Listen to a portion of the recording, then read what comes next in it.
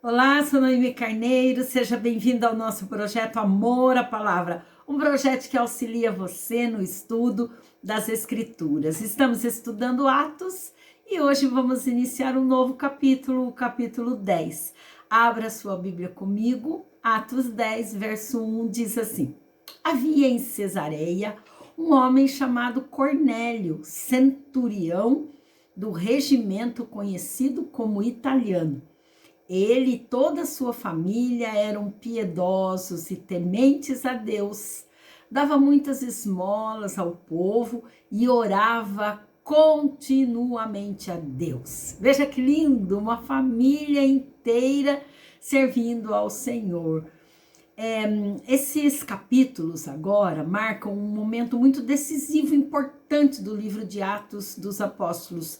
Esses irmãos dispersos por causa da grande perseguição em Jerusalém, eles só tinham anunciado até agora o evangelho aos judeus, mas a partir desse momento agora eles começam a superar seus preconceitos e a levar a mensagem de Jesus agora aos gentios.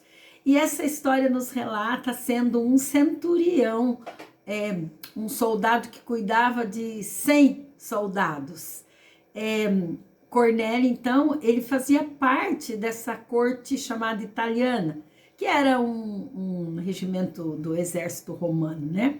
Era uma legião, tinha aproximadamente cerca de 600 homens cada legião tinha 10 cortes de cerca de 600 homens. As cortes eram divididas em grupos de 100 homens, né? E cada centurião cuidava desses 100 homens. Então, ele era piedoso, ele era temente a Deus, com toda a sua casa, e Cesareia ficava aproximadamente 48 quilômetros ao norte de Jope, e servia de capital para a Judéia, e era uma região administrada, né, por procuradores romanos.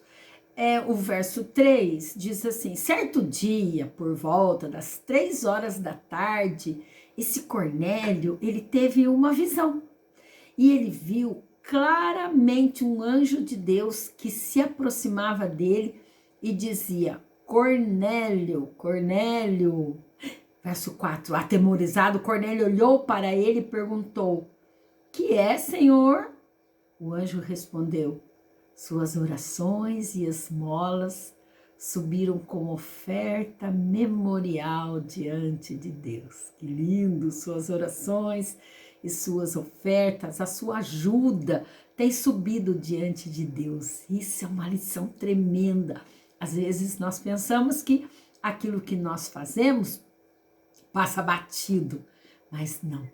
Tudo chega ao trono do Todo-Poderoso. As orações de todos os cristãos sinceros são eficazes. Como Pedro aprendera para a própria surpresa dele, né? Agora, verso 5 diz assim: mande alguns homens a Jope para trazerem um certo Simão, também conhecido como Pedro, que está hospedado na casa de Simão, o curtidor, que fica perto do mar. Lembra que vimos isso anteriormente?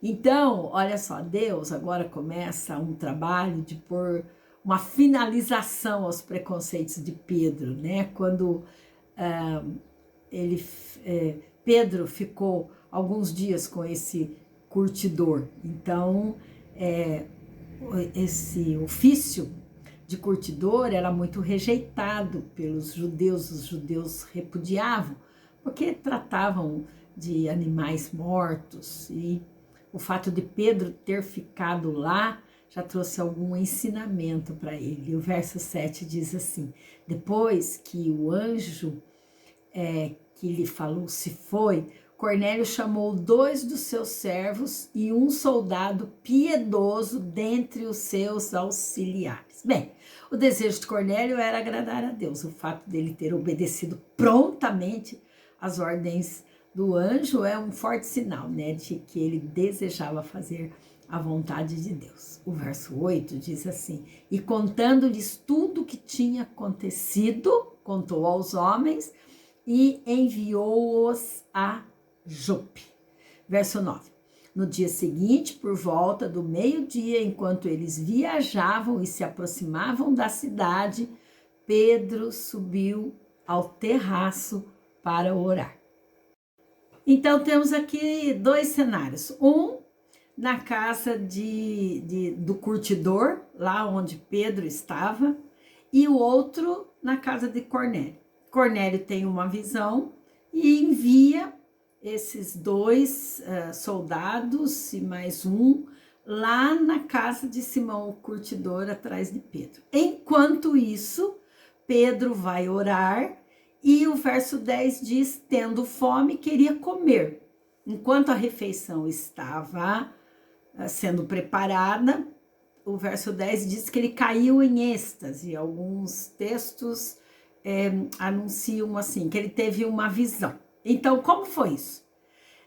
Provavelmente Deus usou esse momento de fragilidade, talvez a fome, para uma experiência tremenda que mudaria a história do mundo agora. O que parecia para Pedro impuro e rejeitado pela religião, agora era aceito por Deus. Como que foi isso? Então, vamos explicar. O verso 11 diz assim: Pedro foi orar. Nessa oração ele viu o céu aberto, verso 11, e algo semelhante a um grande lençol que descia à terra, preso pelas quatro pontas, contendo toda espécie de quadrúpedes, bem como de répteis da terra e aves do céu. Então uma voz lhe disse: levante-se, Pedro, mate e coma. Mas Pedro respondeu: de modo nenhum, Senhor, jamais comi algo impuro ou imundo. Verso 15 diz: a voz falou segunda vez: não chame impuro ao que Deus purificou. Isso aconteceu 3 vezes e em seguida o lençol foi recolhido ao céu. Vamos lembrar então, enquanto seu anfitrião preparava a refeição do meio-dia, Pedro teve uma visão em que ele viu um lençol atado pelas 4 pontas, vindo da terra, na qual havia todos os animais, quadrúpedes, répteis da terra, aves do céu, e foi falado, e uma voz falou: Pedro, mata e come. Bem, os animais estavam misturados, junto com os animais considerados puros pelos judeus, estavam também outros que eram considerados impuros ou imundos, impróprios para consumo de um judeu. Então era ensinado aos judeus desde a infância que eles nunca deveriam comer ou até mesmo tocar em qualquer animal imundo. Porém, agora tem uma diferença aí. A ordem para que Pedro tomasse e comesse aquilo que ele havia aprendido que não podia fazer era uma ordem vinda do céu agora, era uma ordem divina. E 3 vezes a voz ordenou a Pedro que matasse e comesse. E Pedro resistiu as 3 vezes. Por fim, a voz fez uma advertência, né? Não faças tu comum aquilo que Deus purificou. A questão do alimento pode ter sido essa primeira preocupação de Pedro, mas ele entenderia logo mais o aspecto importante dessa experiência. O que era essa experiência? Essa visão? Era um sinal do céu para alertar o apóstolo Pedro de que os judeus não deveriam mais considerar impuros os gentios. Daquele momento em diante, esses 2 grupos, judeus e gentios, teriam o mesmo valor diante de Deus, o Pai. Deus estava agora quebrando as barreiras, demolindo, né, os preconceitos que até então ainda ocupavam espaço no coração de Pedro. Foi necessária essa visão para que ele entendesse essa voz do alto. O verso 17 diz: enquanto Pedro estava refletindo no significado da visão, os homens enviados por Cornélio descobriram onde era a casa de Simão e chegaram até a porta. Ficamos por aqui com o entendimento de que seguir a Cristo significa realmente celebrar uma aliança nova, onde Deus, onde não são mais os mandamentos da lei que dão a última palavra, né? Mesmo que estes continuem sendo bons, a salvação em Cristo Jesus é muito maior e muito superior a qualquer mandamento, né, do Antigo Testamento.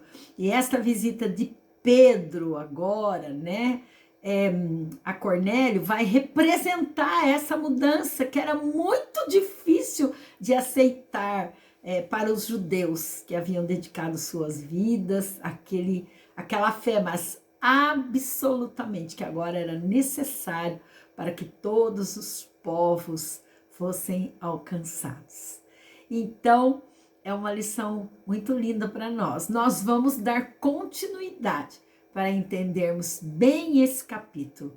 Mas enquanto isso, fique com essa lição preciosa de que Cornélio jejuava, Cornélio orava, Cornélio estava pronto para ouvir a voz de Deus, e sobre essa história de Pedro, que ele teve que se dobrar diante dos questionamentos e diante da fala do Deus Todo-Poderoso. Importa dizer que ouvir a palavra do Senhor é estar pronto para obedecer, pois vivemos num tempo, né, que até parece que as pessoas estão ouvindo, mas ainda elas não estão. Por isso essa lição. Cornélio ouviu a voz do Senhor e Pedro também ouviu.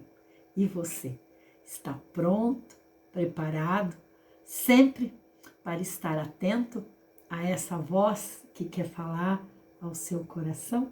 Deus te abençoe.